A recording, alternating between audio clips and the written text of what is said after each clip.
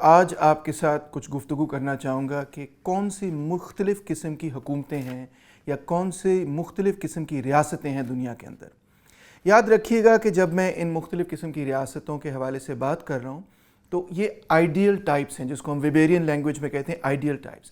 حقیقت میں تمام جو ریاستیں ہیں ان میں کچھ ایک فیچر ایک ریاست کا ہوگا، کوئی دوسرا فیچر دوسری ریاست کا ہوگا، یعنی کہ تمام ایکچول جو ریاستیں ہیں ان کے اندر ملی جلی قسم کی باتیں ہوں گی، مگر میں آپ کو سمجھانا یہ چاہتا ہوں کہ آئیڈیل ٹائپس کون سی ہیں، اور پھر آپ اندازہ کر سکتے ہیں کہ پاکستان کے اندر کون سی ریاست ہے، کس قسم کی ریاست ہے، کس قسم کی ریاست ہونی چاہیے، آپ کی پسندیدہ ریاست کون سی ہے، وغیرہ وغیرہ۔ اگر ہم جدید دور سے پہلے چلے جائیں، یعنی کہ زمانے قدیم کے اندر چلے جائیں، تو اس کے اندر ہم یہ دیکھتے ہیں کہ نمبر ایک سب سے پہلی باتوں میں یہ نظر آتی ہے کہ مذہب کا ایک بڑا اہم کردار نظر آتا ہے، سیاست میں بھی اہم کردار نظر آتا ہے، اور اکثر جو ریاستیں آپ کو قدیم دور کے اندر نظر آئیں گی ان کو ہم تھیوکریسیز اسی وجہ سے کہتے ہیں۔ تھیوکریسی کا مطلب یہ ہے کہ جو کسی مذہب کے نمائندے ہیں، چاہے وہ پریسٹ ہوں، پادری ہوں، وہ علماء ہوں، وہی بنیادی طور پہ حکمرانی کیا کرتے تھے۔ اب ظاہری بات ہے ایگزیکٹلی ایسے تو نہیں ہوا کرتا تھا، کیونکہ ہر ریاست کے اندر ایسے بھی لوگ تھے جو مذہب کی نمائندگی کرتے تھے اور ایسے بھی لوگ تھے جو مذہب کی نمائندگی نہیں کرتے تھے، مگر بہرحال تھیوکریسی ایک ایسی حکومت کو کہتے ہیں کہ جہاں پہ مذہبی اہلکار، آپ ان کو کہہ سکتے ہیں پریسٹ، پادری، علماء وغیرہ، وہ ہی بنیادی طور پہ حکمرانی کریں، اور وہ جو حکمرانی کرتے ہیں وہ ظاہری بات ہے اسی نقطہ نظر سے حکمرانی کرتے ہیں کہ سماج کو مذہب کے مطابقت سے جوڑا جائے، اس کے مطابق کیا جائے۔ اب آپ یہ دیکھ سکتے ہیں کہ قدیم جو اسرائیل کی جو ریاست تھی، میں آج کی اسرائیل کی بات نہیں کر رہا، وہ تو بلکہ ایک سیکولر قسم کا اسٹیٹ ہے، مگر جو قدیم اسرائیل تھی حضرت موسیٰ علیہ السلام کے دور کی جو ریاست تھی، اس کو آپ ایک تھیوکریسی کہہ سکتے ہیں۔ اسی طرح اگر جدید دور میں آپ نے دیکھنا ہے تو ویٹیکن سٹی کا شاید آپ نے نام سنا ہو، ایک چھوٹا سا شہر ہے، ملک بھی نہیں ہے، بالکل شہر، جو ویٹیکن بذات خود ہے، اس کو ویٹیکن سٹی کہا جاتا ہے، اس کی یونائٹڈ نیشنز میں سیٹ بھی ہے۔ تو ویٹیکن سٹی جو ہے وہ بھی ایک تھیوکریسی ہے، کیونکہ وہاں جو بشپس ہیں اور پوپ ہیں انہی کی حکمرانی چلتی ہے۔ اسی طرح کچھ حد تک آپ ایران کو دیکھ سکتے ہیں کہ وہاں پہ علماء جو ہیں وہ اقتدار کے اندر ہیں، اور لہٰذا ایران کو ایک کوازائی تھیوکریٹک اسٹیٹ کہا جا سکتا ہے یا ایک تھیوکریسی بھی کہا جا سکتا ہے۔ ایک اور مثال آپ کو میں یہ دے سکتا ہوں کہ جو ٹبیٹن گورنمنٹ ان ایگزائل ہے، جو دلائی لاما کی حکومت ہے، وہ بھی ایک قسم کی تھیوکریسی، بلکہ تبت کے اندر جب ان کی حکومت ہوا کرتی تھی تو جو بدھسٹ مونکس تھے ان کی حکومت وہاں پہ ہوا کرتی تھی، تو وہ بھی ایک قسم کی تھیوکریسی تھی۔ اسی طرح جب ہم قدیم پرشیا کی بات کرتے ہیں، جب ہم قدیم ایران کی بات کرتے ہیں، تو جب وہاں پہ زوراسٹرنزم کا دور تھا، تقریباً 1000 سال اسلام سے قبل زوراسٹرنزم کا دور رہا، تو وہاں پہ بھی بنیادی طور پہ ایک قسم کی تھیوکریسی ہی قائم تھی، جس کو اکیمینیڈ ایمپائر بھی بولا جاتا ہے۔ تو یعنی کہ تاریخ میں جب آپ پیچھے چلے جائیں گے، جتنا آپ پیچھے چلے جائیں گے تاریخ کے اندر، تو اکثر آپ کو یہی نظر آئے گا کہ مذہب اور ریاست جو ہے وہ ایک دوسرے کے ساتھ جڑی ہوئی نظر آئیں گی، اور ریاستی امور جو ہیں وہ مذہب کی اقتدار کے ہی حساب سے قائم کیے جاتے ہیں۔ اسی طرح آپ دیکھیں گے کہ جدید دور کے اندر ایسی کچھ قوتیں ہیں، ایسی کچھ تحریکیں ہیں جو یہ چاہتی ہیں کہ دوبارہ سے تھیوکریسی قائم کر لی جائے۔ اس میں مثال یہ دی جا سکتی ہے جس طرح کرسچن فنڈامنٹلسٹ موومنٹس آپ کو نظر آئیں گی مغرب کے اندر، اور اسی طرح مشرق کے اندر آپ کو اسلامک فنڈامنٹلسٹ موومنٹس نظر آئیں گی۔ حال ہی میں آپ نے داعش کا نام سنا ہوگا، IS کا نام سنا ہوگا، یا آپ نے ایسی تحریکوں کا نام سنا ہوگا جو چاہتی ہیں کہ خلافت جو ہے وہ دوبارہ سے قائم کر دی جائے۔ تو یہ سب جو ہیں بنیادی طور پہ تھیوکریٹک سٹیٹس کو قائم کرنے کی ایک کوشش ہے۔ اب تھیوکریٹک سٹیٹس کے ساتھ ساتھ جو طرز حکومت تھا اس کا نام مونارکی بھی دیا جاتا تھا، کیونکہ پیور تھیوکریسیز تو جیسے میں نے آپ کو بتایا بہت کم ہوا کرتی تھیں۔ اب پیور تھیوکریسیز تو آپ کو زمانے قدیمہ کے اندر کم نظر آئیں گی، کیونکہ ہر جگہ جو علماء تھے یا پادری تھے یا مذہبی اہلکار تھے، ان کو جو زمین کے مالک تھے ان کے ساتھ کہیں نہ کہیں اقتدار شیئر کرنا پڑتا تھا۔ زمین کے مالکوں کا بھی ایک بڑا ہی اہم کردار تھا، چاہے ہم یورپ کے فیوڈل لارڈز کی بات کریں، یا ہم مغل دور کے جاگیرداروں کی بات کریں، یا اس سے کوئی اور قدیم زمانے کی بات کریں۔ تو اس کے نتیجے میں ایک انسٹیٹیوشن قائم ہوا جس کا نام تھا مونارکی، اس کو ہم عام زبان میں بادشاہت کہیں گے۔ اور ظاہری بات ہے جو بادشاہ ہوا کرتا تھا یا ملکہ ہوا کرتی تھی، جب اس کے پاس اقتدار تھا تو یا تو اس کی وفات ہو جائے تو کسی اور کے پاس اقتدار آئے گا، یعنی کہ وہ فار لائف سمجھی جاتی تھی یا سمجھا جاتا تھا، یا پھر، اور اکثر تو مرد ہی ہوا کرتے تھے، یا پھر اگر بادشاہ ایبڈیکیٹ کر دے، یعنی کسی نہ کسی وجہ سے وہ خود یہ کہے کہ جی میں اب بادشاہ نہیں رہنا چاہتا، تو پھر اقتدار کسی اور کو مل جایا کرتا تھا۔ اب بادشاہتوں کی بھی کئی مختلف شکلیں ہمیں نظر آتی ہیں۔ ہم ایک لفظ استعمال کرتے ہیں بادشاہ کا، مگر دوسرا لفظ میں نے ملکہ کا استعمال کیا، کنگ اور کوئین کا لفظ استعمال کیا جاتا ہے۔ اسی طرح ایمپرر کا لفظ استعمال کیا جاتا تھا اینشنٹ رومن ایمپائر میں، راجا کا لفظ استعمال کیا گیا، خان کا لفظ استعمال کیا گیا، ایون کافی حد تک خلیفہ کا لفظ بھی اسی معنوں میں استعمال ضرور کیا گیا، اگرچہ ہم جب اس لفظ کو دیکھتے ہیں تو اس سے ہماری مراد شاید کچھ اور ہوتی ہے، یعنی خلفائے راشدون کا دور وغیرہ، مگر ایسا تھا۔ اور روس کے اندر اسی طرح زار کا لفظ استعمال کیا جاتا تھا، سلطان کا لفظ جو ہے عثمانی خلافت کے اندر استعمال کیا جاتا تھا، شاہ کا لفظ استعمال کیا جاتا تھا۔ تو یہ سب وہ الفاظ ہیں جن سے مراد یہی تھی کہ جو مونارک ہے اس کے یہ مختلف ٹائٹلز وغیرہ تھے۔ اب مونارکی کی بھی ہمیں کئی مختلف اور دلچسپ قسم کی شکلیں نظر آتی ہیں۔ ایک ایسی مونارکی بھی قائم ہو سکتی ہے جس کے اندر مونارک صرف سطحی قسم کی چیزیں کرے، بس کبھی کبھار آ کے پریڈ کو دیکھ لے اور گھر چلا جائے، مگر اس کے پاس کوئی سیاسی اقتدار نہ ہو۔ اور ایسی بادشاہتیں بھی ہمیں دنیا کے اندر آج نظر آتی ہیں کہ جہاں پہ بادشاہ کے پاس مکمل اقتدار ہے۔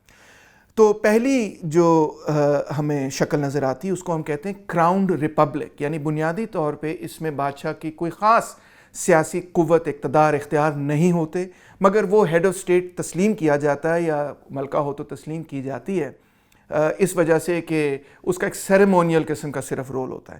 پھر دوسرے مرحلے پر ہمیں کانسٹیٹیوشنل مونارکیز نظر آتی ہیں۔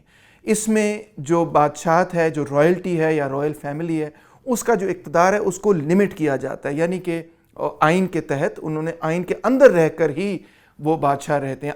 آخری حاکمیت بہرحال قانون اور آئین کی ہوتی ہے، اور اس آئین کے دائرے کے اندر رہتے ہوئی کانسٹیٹیوشنل مونارکیز قائم ہوتی ہیں۔ اور پھر آخر میں ایبسولوٹ مونارکی ہوتی ہے، جس سے مطلب یہ ہے کہ بادشاہ سلامت جو کہے گا وہی قانون ہوگا۔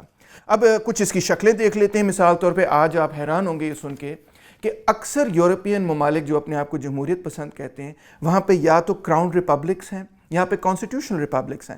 آپ کو کچھ مثالیں دیتا ہوں، جس طرح بیلجیم ہے، ڈنمارک ہے، لگزمبرگ ہے، نیدرلینڈز ہے، ناروے ہے، اسپین ہے، سویڈن ہے، برٹن ہے، کینیڈا ہے، نیوزی لینڈ ہے، آسٹریلیا ہے۔ یہاں پہ ہر جگہ کسی نہ کسی قسم کی کراؤن ریپبلک یا کانسٹیٹیوشنل ریپبلک ہے۔ Queen Elizabeth II for example Australia اور نیوزی لینڈ کی مونارک آج بھی ہیں، اگرچہ ظاہری بات ہے وہاں پہ ان کا کوئی اختیار نہیں ہے۔ اور اسی طرح ہمیں ایبسولوٹ مونارکیز بھی دنیا کے اندر نظر آتی ہیں۔ بحرین، جارڈن، کویت، عمان، قطر، سعودی عربیہ، UAE، موراکو، یہاں پہ آپ کو نظر آتا ہے کہ آپ کے پاس بادشاہتیں ہیں، اور بادشاہ سلامت جو کہہ دے وہی قانون سمجھا جاتا ہے۔ کوئی ایسا قانونی قاعدہ نہیں بنایا جا سکتا جو کہ بادشاہ سلامت کے احکامات سے اوپر ہو۔ ہماری اپنی تاریخ کی طرف اگر ہم نظر اٹھا کر دیکھیں تو یہاں پہ جو بادشاہت تھی، مغل بادشاہت تھی، وہ تو جب انگریزوں کا دور شروع ہوا اس وقت ختم ہو گئی۔ آخری بادشاہ بہادر شاہ ظفر تھے، اور آپ جانتے ہی ہیں کہ 1857 کے اندر جب وار آف انڈیپینڈنس ہوئی تو اس کے بعد ان کو رنگون بھیج دیا گیا، اور جو مغل بادشاہت تھی اس کے بعد ختم ہو گئی۔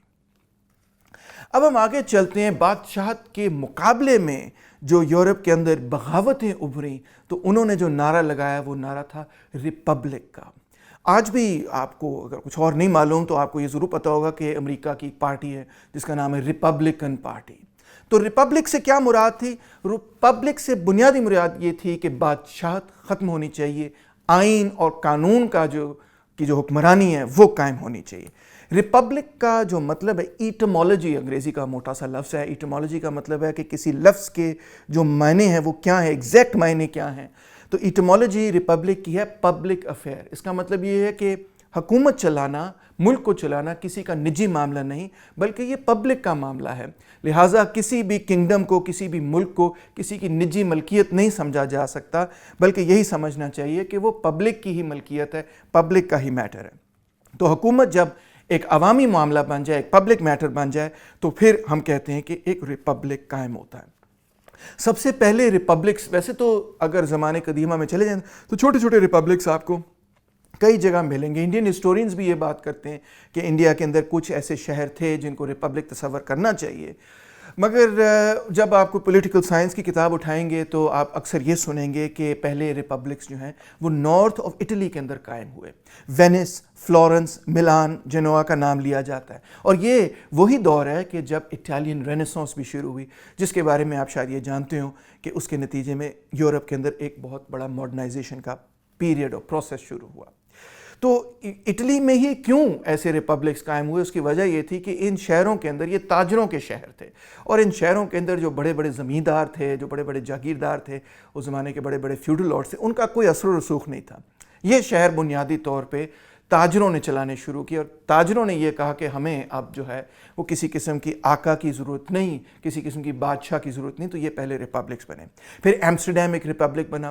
پھر وہ ریپبلکن تھاٹ جو ہے ایمسٹرڈیم سے پھیلتے پھیلتے انگلینڈ آئی، جہاں پہ انگلینڈ کے اندر کرومویلین ریولوشن 1648 میں ہوا، اور وہاں سے پھیلتے پھیلتے وہ فرانس گئی، جہاں پہ بہت بڑا انقلاب ہوا جس کو گریٹ فرینچ ریولوشن کہا جاتا ہے 1789 کا. اور ان کا نعرہ بھی یہ تھا کہ فار دا ریپبلک، ریپبلک قائم کریں گے، بادشاہت ختم کریں گے. اور لوئی دی 16 کو انہوں نے پکڑ کے اس کو گلوٹین کر دیا، اس کا سر اڑا دیا اور ریپبلک ڈکلیئر کر دی. انہوں نے کہا اب لبرٹی، اکوالٹی، فریٹرنٹی ہوگی. بہرحال ایسا ہوا نہیں، مگر ان کا تصور ضرور یہ تھا کہ ایسے ہوگا. اب فرانس اور برٹن نے، آپ جانتے ہوں گے کہ تقریباً پوری دنیا کو فتح کر لیا.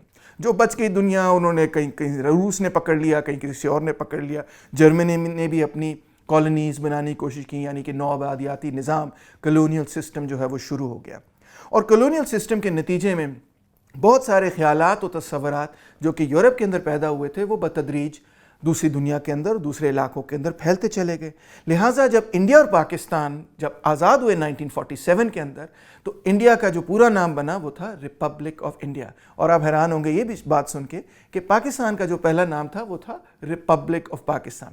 1962 کے اندر جب ایوب خان نے اپنا آئین متعارف کرایا تو یہ پہلی دفعہ تھی 1962 میں کہ جب پاکستان کا نام تبدیل کر کے انہوں نے نام رکھا اسلامک ریپبلک آف پاکستان. آج بھی ظاہری بات ہے پاکستان کا یہی نام ہے. اور آپ یہ بھی بات سن کر تھوڑے سے حیران ہوں گے کہ 206 دنیا کے اندر جو 206 ممالک ہیں ان میں سے 159 ایسی کنٹریز ہیں جن کے نام کے اندر کہیں نہ کہیں ریپبلک کا لفظ ضرور شامل کیا جاتا ہے. اب پولیٹیکل سائنس کے اسٹوڈنٹس اکثر مجھ سے یہ سوال پوچھتے ہیں کہ سر ریپبلک تو جمہوریت جیسی ہی بات ہوئی، جمہوریت اور ریپبلک میں کیا بنیادی فرق ہوگا؟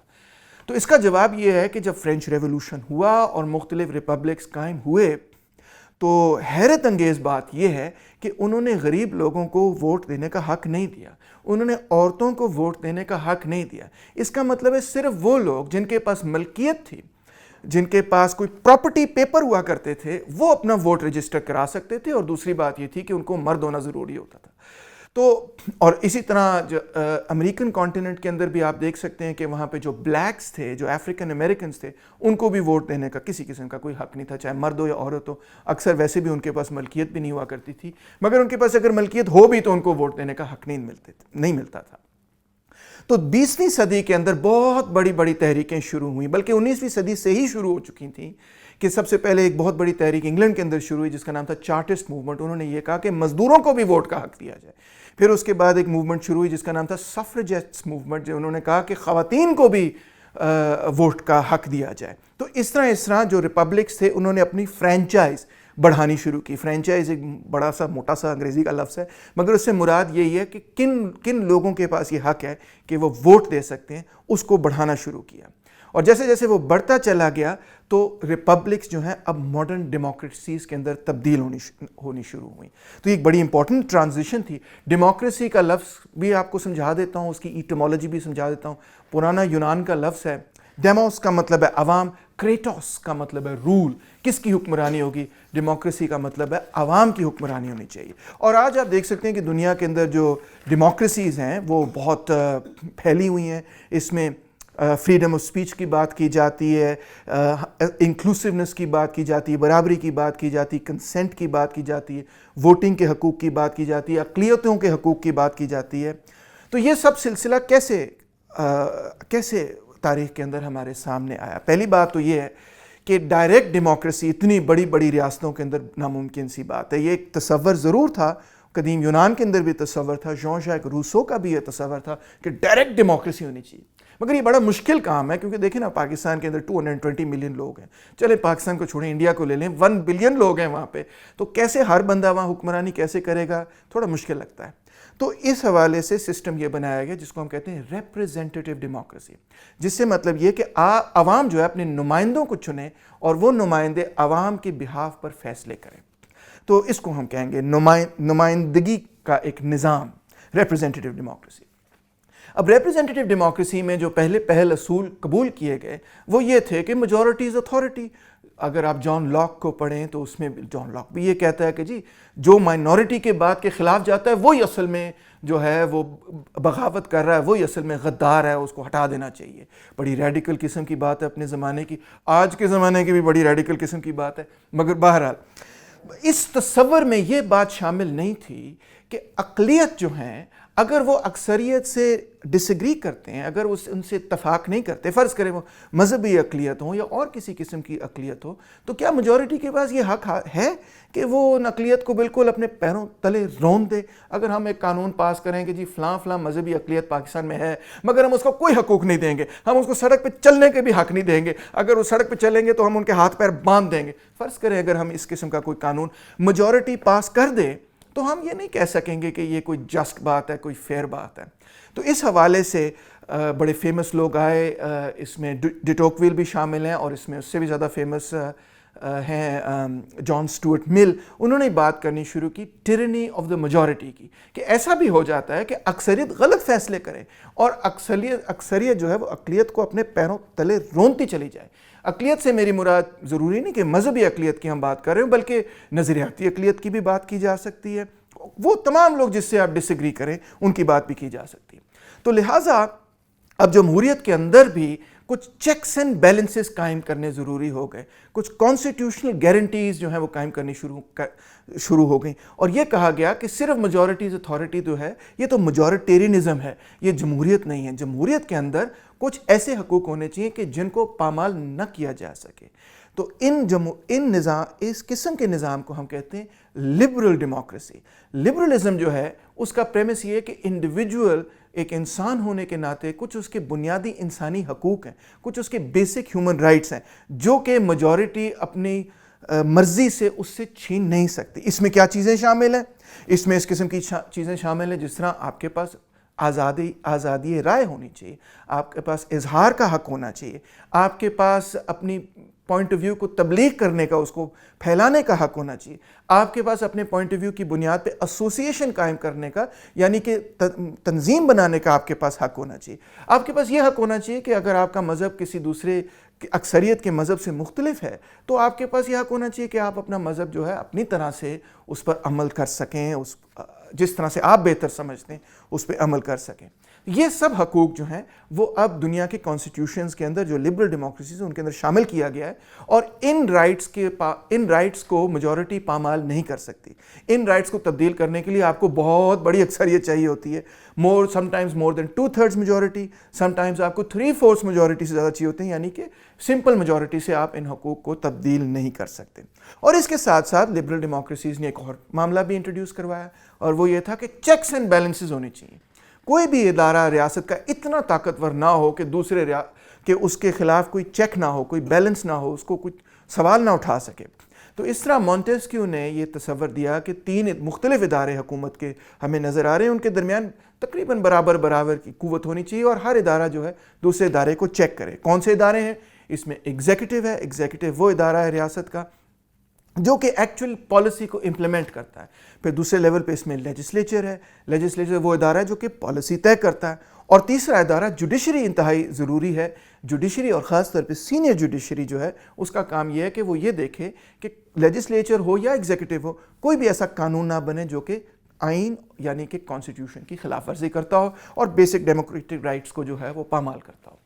اب لبرل ڈیموکریسیز کے اندر اور بھی بڑی دلچسپ باتیں شامل ہیں. مثال کے طور پہ کچھ ایسی لبرل ڈیموکریسیز ہیں جن کے اندر الیکٹرل کالج کا سسٹم چلتا ہے. یہ بھی ایک ریپرزنٹیٹیو سسٹم ہے. امریکہ اس کی سب سے بڑی مثال ہے، کیونکہ امریکہ 13 کالونیز تھی اور ان 13 کالونیز نے فیصلہ کیا کہ ہم اکٹھے ہوں گے. پھر آہستہ آہستہ انہوں نے اور کالونیز کو اکٹھا کیا. تو ان کالونیز کے اندر جو اس زمانے میں آبادی کا تناسب تھا اس کے حساب سے انہوں نے ایک الیکٹرل کالج بنایا اور انہوں نے یہ کہا کہ اچھا جی فلوریڈا کے اتنے ووٹ ہوں گے، نیو یارک اسٹیٹ کے اتنے ووٹ ہوں گے، فلانے ریاست کے اتنے ووٹ ہوں گے.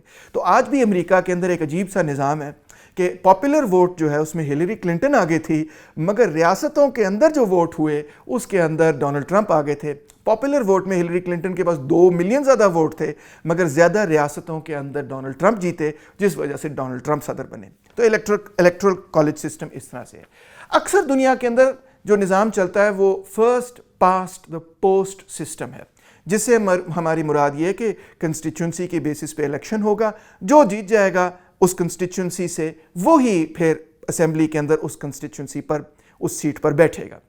اب اس میں مسئلہ یہ ہے کہ اگر میں ایک ووٹ سے جیت جاؤں تو جتنے ووٹ اس کنسٹیچوئنسی میں پڑے ہیں جو میرے مخالف تھے وہ سب کے سب ضائع ہو جاتے ہیں. اس کا مطلب ہے ہر کنسٹیچوئنسی، پورے پاکستان میں ہر کنسٹیچوئنسی سے اگر میری پارٹی ایک ووٹ سے جیت جائے تو اس کا مطلب ہے کہ اسمبلی کے اندر میری مکمل ڈومیننس ہوگی، اگرچہ پبلک اوپینین کے اندر میری پارٹی جو ہے وہ تقریباً میرے مقابل کی پارٹی کے برابر ہی رہی ہے. تو اس معاملے کو ٹھیک کرنے کے لیے ورلڈ وار 2 کے بعد یورپین کنٹریز نے ایک نیا سسٹم انٹروڈیوس کرایا جس کا نام ہے پروپورشنل ریپرزنٹیشن سسٹم. یعنی اس سے مراد یہ کہ آپ کی نمائندگی جو ہے وہ آپ کے ووٹ کے تناسب سے کی جائے. اب اس نظام کے اندر یہ ہوتا ہے کہ آپ کینڈیڈیٹ کو ووٹ تو دیتے ہی ہیں، مگر آپ اس سے بڑھ کر پارٹی کو ووٹ دیتے ہیں. پارٹی جو ہے آپ کو لسٹ آف کینڈیڈیٹس بنا کے بھیجتی ہے کہ یہ ہمارے جناب M N A M P A کے کینڈیڈیٹس ہیں، اور آپ پارٹی کو ووٹ کرتے ہیں، اور جس پارٹی کو جتنا ووٹ ملے اس پارٹی کی پھر اتنے ہی تناسب سے سیٹیں ہوتی ہیں. فرض کریں کہ اگر میری پارٹی کو 10% ووٹ ملا تو 10% سیٹیں مجھے مل جائیں گی، چاہے میں کسی کنسٹیچوئنسی میں جیتوں یا ہاروں، ڈزنٹ میٹر. تو یہ زیادہ ایکچولی ایک جمہوریت پسند سسٹم ہے، کیونکہ عوام کی جو رائے ہے اس کے زیادہ قریب پارلیمنٹ کی رائے قائم ہوتی ہے. اور اس میں دوسری دلچسپ بات یہ ہے کہ پولیٹیکل پارٹی زیادہ سٹرونگ ہوتی ہیں، شخصیت اتنی طاقتور نہیں ہوتی، کیونکہ ہر کنسٹیچوئنسی میں شخصیت کو ووٹ نہیں ڈالا جا رہا ہوتا، پولیٹیکل پارٹی کو ووٹ ڈالا جاتا ہے. جس طرح آپ پاکستان میں جانتے ہی ہیں کہ اگر آپ دیہاتی علاقوں میں چلے جائیں گے تو شخصیت کو ووٹ زیادہ ڈالا جاتا ہے اور پارٹی کو کم ڈالا جاتا ہے. تو اگر پروپورشنل ریپرزنٹیشن سسٹم ہو تو ایسا نہ ہو. اور ایک اور دلچسپ بات اس کے بارے میں یہ ہے کہ first past the post system میں جو پاکستان میں اس وقت لاگو ہے، اکثر یہ ہوتا ہے ملکوں کے اندر کہ 2 بڑی پارٹیاں ایمرج ہو جاتی ہیں، بائی پارٹیزن سسٹم بن جاتا ہے. اس کی وجہ یہ کہ اگر آپ مین پارٹی کے لیے ووٹ نہیں کر رہے تو دوسری پارٹی کے لیے ووٹ کریں. چھوٹی پارٹیوں کو کوئی خاص چانس نہیں ملتا اس میں، کیونکہ لوگ یہ سمجھتے ہیں کہ چھوٹی پارٹی کو ووٹ ڈالا اس نے جیتنا تو ہے نہیں، تو وہ تو ووٹ ضائع کرنے کے برابر ہے، جو کہ حقیقت میں ہے بھی ایسے ہی. تو مگر جو پروپورشنل ریپرزنٹیشن سسٹم ہے اس میں یہ دیکھا جاتا ہے کہ چھوٹی پارٹیاں کامیاب نظر آتی ہیں. اگر آپ 5%، 10% ووٹ حاصل کر لیں تو آپ پارلیمنٹ کے اندر داخل ہو جاتے ہیں. اور دوسری چیز یہ نظر آتی ہے کیونکہ چھوٹی پارٹیاں زیادہ کامیاب ہوتی ہیں تو لہٰذا پروپورشنل ریپرزنٹیشن سسٹمز کے اندر ہم نے یہ دیکھا ہے کہ کولیشن گورنمنٹ زیادہ قائم ہوتی ہیں، نہ کہ یہ کہ ایک پارٹی کی مکمل حکمرانی ہو، بلکہ یہ کہ ہر پارٹی کو دوسری پارٹی سے کچھ حد تک مل جل کر کام کرنا پڑتا ہے. اب یہ جو ساری ڈیولپمنٹس میں آپ کو بتا رہا ہوں، اکثر آپ نے غور کیا ہوگا یہ یورپ کے اندر ڈیولپمنٹس تھیں، مگر اس کے مد مقابل کچھ اور بھی دلچسپ قسم کی ڈیولپمنٹس ہوئیں. مثال کے طور پہ 1917 کے اندر روس کے اندر ایک بہت بڑا انقلاب ہوا اور انہوں نے ایک بالکل ہی مختلف قسم کی ریاست قائم کی. اول تو انہوں نے یہ کہا کہ جی ریاست جو ہے اس کی ہر جگہ بنیاد کسی نہ کسی طبقے پر ہوتی ہے، اور ہماری ریاست کی بنیاد جو ہے وہ مزدور طبقے پر بنیاد رکھے گی. ہم ڈکٹیٹرشپ آف دا پرولٹیریٹ لے کر آئیں گے. بڑا ہی خوفناک قسم کا لفظ لگتا ہے ڈکٹیٹرشپ آف دا پرولٹیریٹ، ہمیں تو ویسے ڈکٹیٹرشپ سے بڑا خوف رہتا ہے، مگر ان کی مراد اس سے یہ نہیں تھی کہ کوئی اقلیت جو ہے یا کوئی فوجی آمریت جو ہے وہ حکمرانی کرے گی. ان کی مراد یہ تھی کہ عوام، پرولٹیریٹ یعنی کہ مزدور طبقہ، صنعتی مزدور، اکثریت آبادی جو ہے اس کی حاکمیت ہم قائم کرنا چاہتے ہیں، اس کو ہم اقتدار دینا چاہتے ہیں، یعنی کہ مزدوروں اور کسانوں کا اقتدار قائم کرنا چاہتے ہیں. تو انہوں نے ایک بہت مختلف قسم کا سسٹم بنایا جو کہ انقلاب کے نتیجے میں پیدا ہوا. انقلاب جب ہو رہا تھا 1917 کے اندر تو خود رو طریقے سے کچھ کمیٹیاں قائم ہوئی، اور کمیٹی کا جو روسی لفظ ہے وہ ہے سوویت. تو کچھ سوویٹس قائم ہوئی، یعنی کہ مزدوروں کی کمیٹیاں قائم ہوئی جو کہ اس زمانے کے سرمایہ داروں کی پارٹیوں کی مخالفت کرتی تھیں، اور وہ بہت بڑی بڑی میس کمیٹیاں تھیں، اس میں تھاؤزنز آف لوگ پارٹیسپیٹ کیا کرتے تھے. تو جو وہاں کے مارکسسٹ تھے، انقلابی تھے، انہوں نے کہا یہی کمیٹیاں اب پارلیمنٹ ہوں گی، انہی کو ہم پارلیمنٹ مانتے ہیں کیونکہ یہ عوامی کمیٹیاں ہیں، عوام کی پارلیمنٹ ہونی چاہیے، عوام کی حکمرانی ہونی چاہیے. تو انہوں نے اپنا ایک سوویٹ سسٹم اس طرح سے قائم کیا. اب سوویٹ سسٹم بھی بڑا ملتا جلتا ہے، ویسے سچی بات یہ ہے جمہوریت نظام سے، مگر کچھ ڈفرینسز بھی ہیں، ملتا جلتا اس سینس میں ہے کہ وہاں پہ بھی 3 مختلف برانچز آف گورنمنٹ تھیں. ایک لیجسلیچر تھا، لیجسلیٹو برانچ آپ اس کو کہہ سکتے ہیں، اس کا نام ہوتا تھا سپریم سوویٹ، اور سپریم سوویٹ کے اندر 2 مختلف چیمبرز ہوتے تھے. ایک چیمبر ہوتا تھا جس کا نام تھا سوویٹ آف دا یونین، جہاں آبادی کے تناسب سے ووٹ کر کے لوگوں کو بھیجا جاتا تھا، اور دوسرا ہوتا تھا سوویٹ آف نیشنلٹیز، جہاں قوموں کو برابر سیٹیں ملا کرتی تھیں، جس طرح ہمارے سینٹ کے اندر ہوتا ہے. اور دونوں ہاؤسز کے برابر سیٹیں ہوا کرتی تھیں، اور دونوں ہاؤسز کے جوائنٹ سیشن جو ہے اسی کو سپریم سوویٹ کہا جاتا تھا، اور تمام قانون جو ہیں وہ سپریم سوویٹ سے ہی بنائے جاتے تھے. پھر مزید دلچسپ بات یہ ہے کہ انہوں نے اپنے ملک کو کئی مختلف حصوں کے اندر تقسیم کیا. مثال طور پہ ہم تو اپنے ملک کو صوبوں کے اندر تقسیم کرتے ہیں، مگر انہوں نے اپنے ملک کو ریپبلکس کے اندر تقسیم کیا. انہوں نے یہ کہا کہ ہمارے ملک کے اندر کئی ملک اور شامل ہیں، تو انہوں نے یونین ریپبلکس بنائے پہلی سطح پہ، اس کے نچلی سطح پہ انہوں نے آٹونومس ریپبلکس بنائے، اس کے نچلی سطح پہ انہوں نے آٹونومس ریجنز بنائے، اور اس کی نچلی سطح پہ انہوں نے آٹونومس ریجنز بنائے اور ایریا بنائے. اور ان میں سے ہر لیول کو انہوں نے مختلف ووٹ دیے. سب سے چھوٹے لیول کو آٹونومس ریجن کو 1 ڈیپیوٹی ملتا تھا، آٹونومس ریجن کو 5 ڈیپیوٹیز ملتے تھے، پھر اس کے بعد ریپبلک کو 11 ملتے تھے، یونین ریپبلک کو 32 ڈیپیوٹیز وغیرہ وغیرہ. تو اس طرح بڑا کمپلیکس قسم کا سسٹم تھا. اس کے ساتھ ساتھ ان کی ایگزیکٹو برانچ تھی جس کو کاؤنسل آف پیپلز کامسارز کہا جاتا تھا، بعد میں اس کو کاؤنسل آف منسٹرز بولا جاتا تھا، وہ سپریم سوویٹ الیکٹ کرتا تھا. اور اسی طرح ان کا ایک جوڈیشری تھی، جوڈیشری بھی ان کی سپریم سوویٹ ہی الیکٹ کرتی تھی.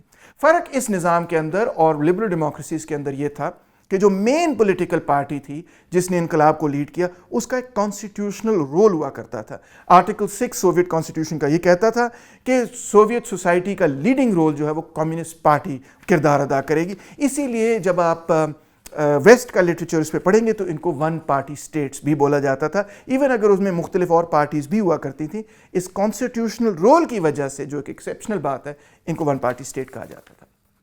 اب جب یہ کمیونسٹ انقلاب پھیلے تو یورپ کا جو حکمران طبقہ تھا تو وہ بڑا خوف زدہ تھا ان کمیونسٹ ریولوشن سے، اور اس کے نتیجے میں ایک ایسی ویو آئی یورپ کے اندر جو کہ کمیونزم کو نیست و نابود کرنا چاہتی تھی. اور وہ یہ کہتے تھے کہ یہ کمیونزم جو ہے ایک جوئش کنسپیریسی ہے. میری مراد ہے فیشزم کی ویو کے حوالے سے. فیشزم کا آپ نے لفظ سنا ہوگا، یا فیشزم کا نہیں سنا تو ہٹلر اور موسولینی کا نام تو آپ نے کم سے کم سنا ہی ہوگا. وہ سمجھتے تھے کہ یورپ کے اوپر یہ جو بولشوزم کا بھوت ہے اس کو ہم نے ختم کرنا ہے، یہ ایک بہت بڑی جوئش کنسپیریسی ہے.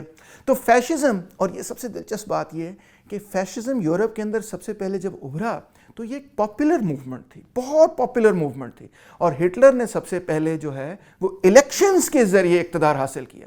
مگر اقتدار حاصل کرنے کے فوراً بعد ہی ہٹلر نے یہ کہا کہ اب ہمیں لیجسلیچر کی ضرورت نہیں، اب ہمیں وہ چیکس اینڈ بیلنسز کی ضرورت نہیں، اور ایک مکمل آمریت اس نے قائم کر لی. فیشسٹ قوتیں مختلف طرح سے اقتدار میں آئیں. جرمنی کے اندر جو جیسے میں نے آپ کو بتایا اس طرح سے اقتدار میں آئیں، مگر جاپان بھی ایک فیشسٹ قوت تھی، وہاں پہ مونارکی تھی. اسی طرح اسپین کے اندر بھی فیشسٹ اقتدار میں آئے، وہاں پہ جنرل فرینکو کی ملٹری ڈکٹیٹرشپ تھی. تو فیشزم ایک ایڈیالوجی کا نام ہے، نہ کہ ایک قسم کی ریاست کے ڈھانچے کا. مگر بہرحال ہر فیشسٹ جو اقتدار میں آیا اس نے چیکس اینڈ بیلنسز کو ہٹا کر ایگزیکٹو پاور کو مضبوط کیا ہے. اچھا، دوسری طرف چلتے ہیں کہ فیشزم کی شکست کے بعد ایک اور قسم کے کچھ سسٹمز قائم ہوئے جو کہ سوشلزم سے ملتے جلتے تھے، مگر کچھ ان میں ڈفرینسز بھی تھے، جن کا نام پڑا پیپلز ڈیموکریسی. ہوا کچھ ایسے ہے کہ چین کے اندر، ویتنام کے اندر، کوریا کے اندر نیشنل، اور ایون لاؤس، کمبوڈیا وغیرہ کے اندر نیشنل لبریشن سٹرگل چل رہی تھی. افریقہ کی کئی ریپبلکس کے اندر نیشنل یعنی قومی آزادی کی جدوجہد چل رہی تھی، کولونیلزم سے آزادی کی جدوجہد چل رہی تھی. اور اسی طرح ایسٹرن یورپ کے اندر، بلکہ پورے یورپ کے اندر اینٹی فیشسٹ سٹرگل چل رہی تھی. ان کے نتیجے میں براڈ یونائٹڈ فرنٹس قائم ہوئے، جن کو کچھ علاقوں کے اندر یونائٹڈ فرنٹ کہا جاتا تھا، اینٹی فیشسٹ فرنٹ کہا جاتا تھا، پارٹیزنز کہا جاتا تھا، کہیں پہ ان کو نیشنلسٹ فرنٹس کہا جاتا تھا، کہیں پہ ان کو فادر لینڈس فرنٹ کہا جاتا تھا، وغیرہ وغیرہ. کئی مختلف ان کے نام تھے، مگر فارمیشنز ان کی ملتی جلتی تھیں. یعنی کئی پارٹیوں نے مل کر جو ہے وہ ایک یونائٹڈ فرنٹ قائم کیا کہ ہم فیشزم کو ڈیفیٹ کریں گے یا ہم کلونیلزم کو ڈیفیٹ کریں گے. اور جب یہ پارٹیز جنہوں نے ایک یونائٹڈ فرنٹ قائم کیا، جب یہ اقتدار میں آئیں تو یا تو یہ انہوں نے آپس میں مل کر ایک پارٹی بنا لی، یا پھر انہوں نے یہ فیصلہ کیا کہ ہم مختلف پارٹیاں ہی قائم رکھیں گے، مگر وہ تمام پارٹیاں جو ہماری مخالفت کرتی رہی تھیں، یعنی جو فیشزم کا ساتھ دیتی رہی تھیں، یا وہ پارٹیاں جو جس طرح فرینچ کلونیل رول کا ساتھ دیتی رہی تھیں، ان کو ہم انلیگل ڈکلیئر کر دیں گے، ان کو ہم کوئی حقوق نہیں دیں گے۔ تو اس طرح ویتنام کے اندر جو نیشنل لبریشن فرنٹ تھا، جس مختلف پارٹیاں اس کے اندر قائم تھیں، مگر کمیونسٹ پارٹی آف ویتنام کا اس میں سب سے اہم کردار تھا ہو چی مین کی پارٹی کا۔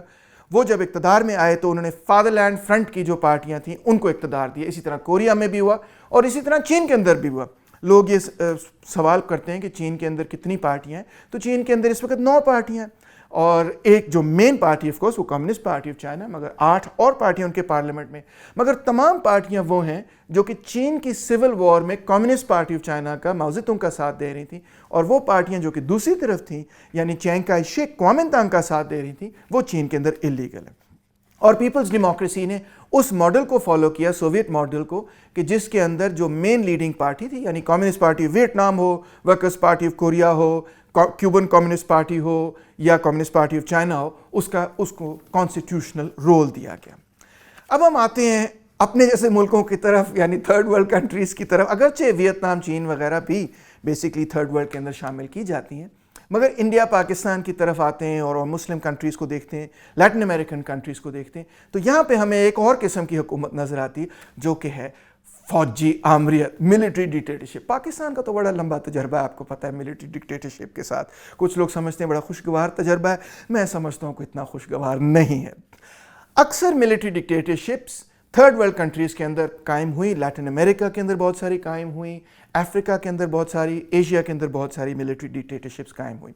اور ملٹری ڈکٹیٹرشپ کس طرح قائم ہوتی ہے؟ بیسکلی کوئی نہ کوئی کو ہوتا ہے، جس کو ہم کو ڈیٹا کہتے ہیں، جس کے اندر جو بھی حکومت ہو، چاہے وہ خود جمہوریت پسند ہو یا نہ ہو، فوج جو ہے وہ اقتدار حاصل کر لیتی۔ جس طرح ایجپٹ کے اندر کو ہوا 1952 کے اندر، گمال عبد الناصر نے اقتدار حاصل کیا، فری آفیسرز موومنٹ تھی پہلے ان کا تحریک کا نام۔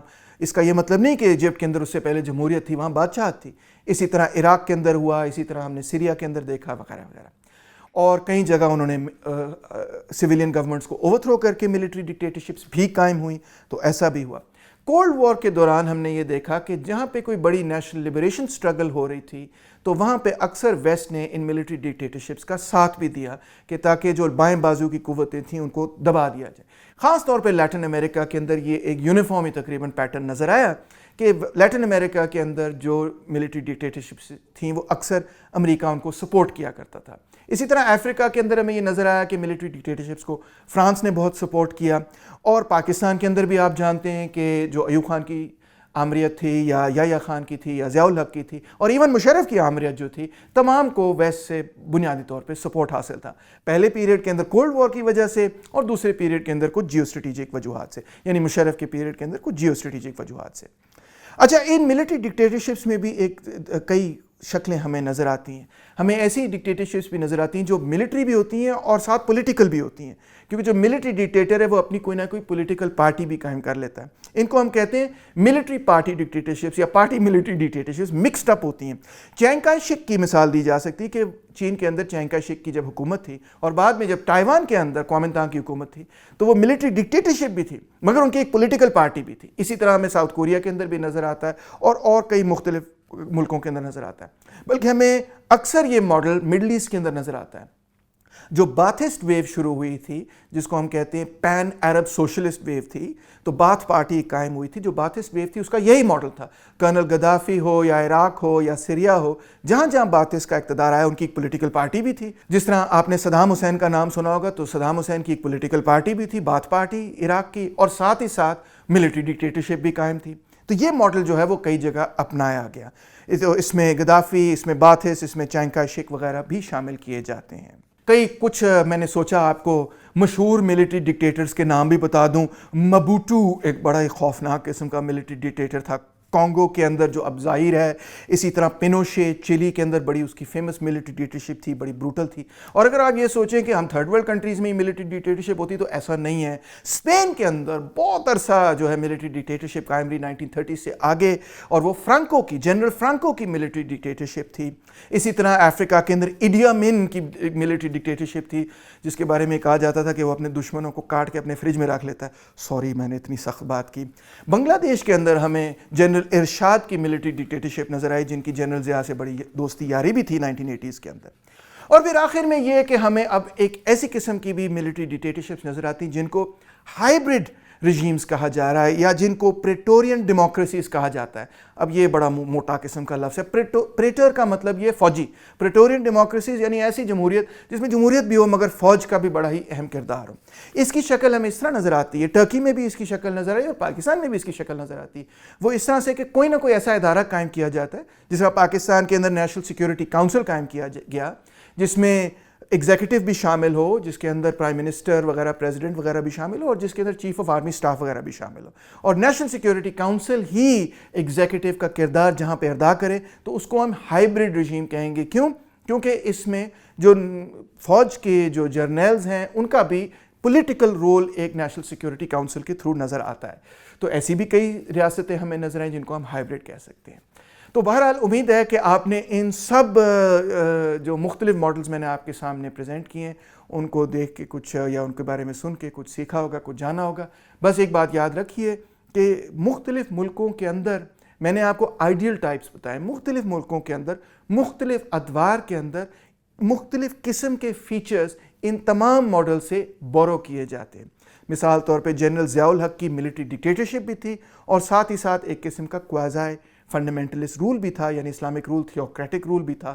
تو دونوں چیزوں کو اس طرح سے مکس کیا جاتا ہے.